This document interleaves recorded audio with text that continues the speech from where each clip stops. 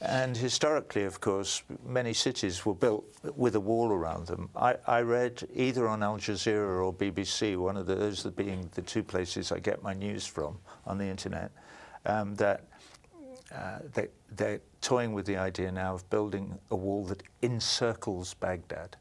So Baghdad now is to become a walled city, as it probably was, 500-600 years ago.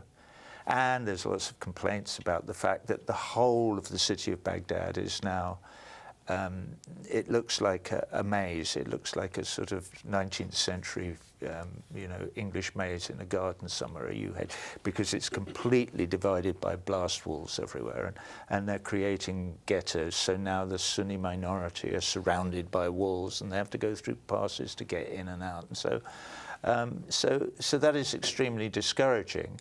But what you were talking about earlier, which is that we get at least to express the idea that this is not necessarily a good thing to one another, may in the long run help us to stop building walls at the rate that we are, and to tear as many of them down as we can. Now, it's interesting, yeah, because you're referring to almost like these military walls. There's the sort of green zones and things that are built as well when you get something like Baghdad, and this idea is kind of an interesting one. But I wonder, in summer of 2009, back in June that year, you visited the Aida Palestinian refugee camp. You went to Jenin as well, and that's very much affected by the large imposing wall there. What made you want to go and see that? Well, I had been asked to do... I was doing a European tour and to go and do a gig in Tel Aviv, and I had accepted that. I signed a contract with a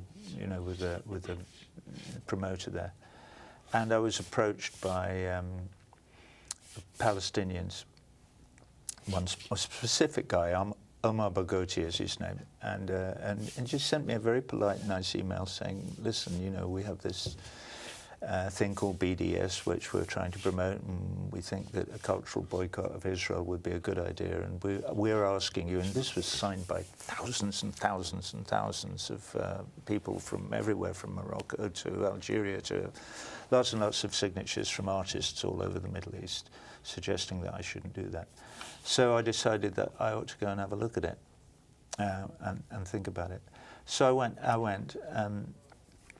And I was met by a nice American lady in Jerusalem called Allegro Pachero, who works for the UN there. And they took me to Aida, I'm not sure how you pronounce it, but the refugee camp in Bethlehem. And we looked at the wall there. And we then also, because there was another initiative I was involved in, which was to help build a cinema in Jenin, right at the northern end of the occupied territories of the West Bank. So we drove all through the West Bank, went to Jenin and met with people there.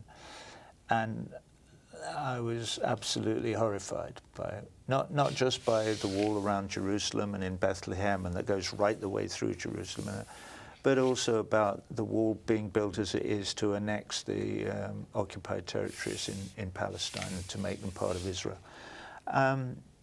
So I decided not to do the Tel Aviv gig. I didn't go the whole hog. I did do a show in Israel, which I to some extent regret, but to some extent I don't. We cancelled the show in Tel Aviv, and we did it in a place called Neve Shalom in Hebrew, or Wahat Asalom, I think it's called in Arabic, and it's a agricultural community halfway between Tel Aviv and Jerusalem, where they grow chickpeas.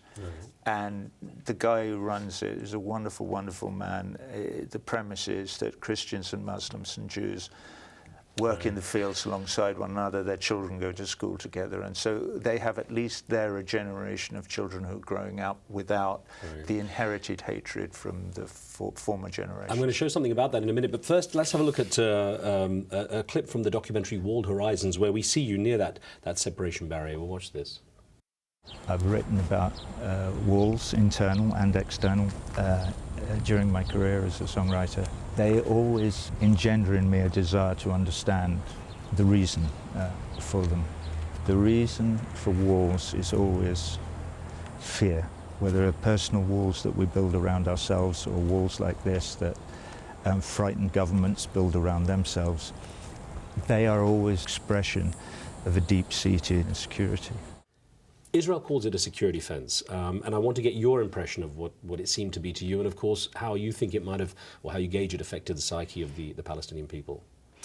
Well, you would have to say that if the Israeli government, on behalf of all the Israeli people, decided that in order to protect themselves from attack, they wanted to build a wall around themselves and become that walled city that we spoke about before, or in this case a walled nation, well then they should build a wall along the Green Line. They should build a wall along the, on the armistice line, not the armistice line, but the 67 border. And one might put one's hands up and say, how sad is that? But if that's what they want to do, who are we to tell them that they shouldn't? But that's not where they're building the wall. They're building the wall for 900 kilometers all around the West Bank, and they are annexing the territory that they occupied in 1967. And that is what the world community considers illegal, and that is why those of us who are against it are prepared to stand up and say, no, this is wrong. This is illegal, immoral, oppressive, repressive, whatever you want. So.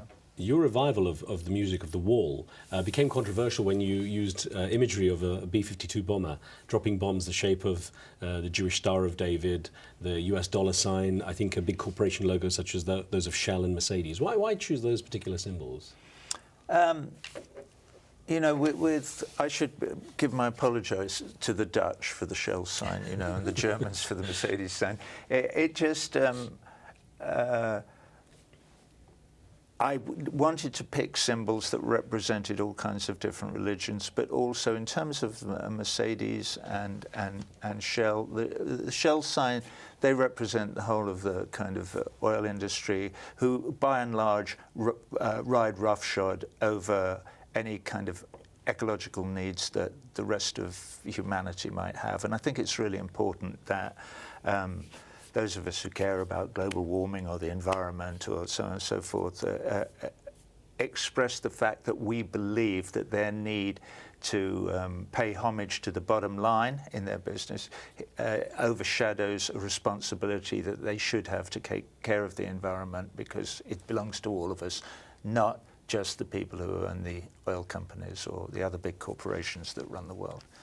Mercedes is a different thing. I've got nothing against Mercedes. I actually own a Mercedes. I'm quite prepared to admit that. But it's a kind of symbol of the excess of luxury that those of us who have cash, and that means a lot of people in the Western world and the Northern Hemisphere take for granted, but that may be something that if we're to share out the wealth of this planet in a fairer way in the future, and hopefully, in consequence, create a world where there is less conflict and less people being blown to bits and less parents losing children and so on and so forth. We may have to be prepared to accept the fact that we may have to settle, for something less elegant.